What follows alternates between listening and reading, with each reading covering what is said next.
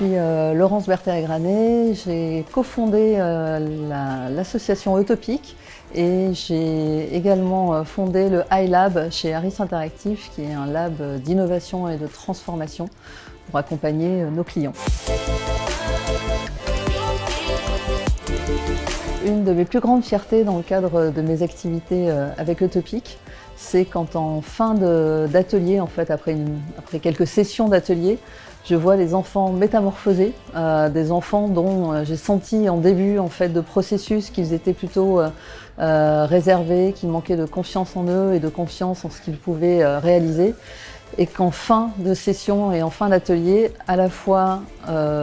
moi en tant qu'intervenante extérieure, à la fois de la part des institutrices et à la fois de la part des enfants et du collectif des enfants, je vois vraiment un changement et je vois des enfants qui ressortent de ces ateliers en croyant en eux, en eux-mêmes et en croyant en leur possibilité de changer les choses.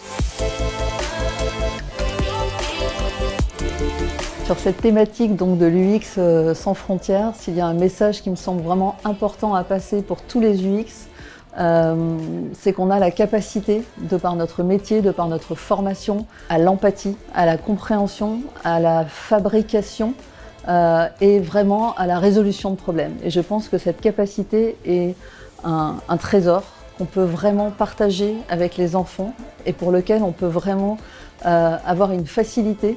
de transmission et d'embarquement des enfants avec ces méthodes, avec cette approche dans des thématiques qui sont des thématiques vraiment essentielles pour aujourd'hui et pour demain, qu'elles soient à la fois environnementales, sociétales ou économiques. Et donc je pense que c'est une réelle force et une réelle capacité que nous avons en tant qu'UX de faire ce travail-là.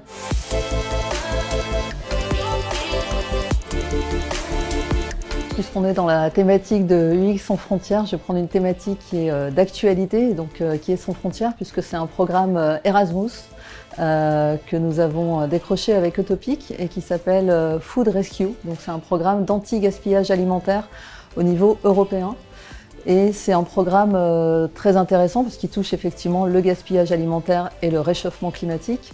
Et l'intérêt qu'il a en termes collaboratifs et d'intelligence collective, c'est de faire travailler des partenaires partout en Europe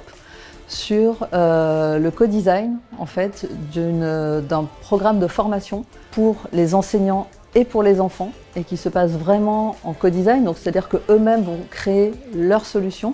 On va développer ce système de formation avec quelques écoles et le projet est d'essaimer auprès de 400 écoles au niveau européen pour que, dans le cadre de ce programme-là, enfants et enseignants se saisissent de cette thématique du gaspillage alimentaire et mettent en place des choses dans leur communauté, dans leurs écoles, dans leur territoire et également au niveau domestique. Donc c'est très inspirant puisque ça touche à la fois le public des enfants, à la fois le public des enseignants et on est vraiment dans une échelle sans frontières puisqu'on est au niveau européen et peut-être pourquoi pas mondial un jour.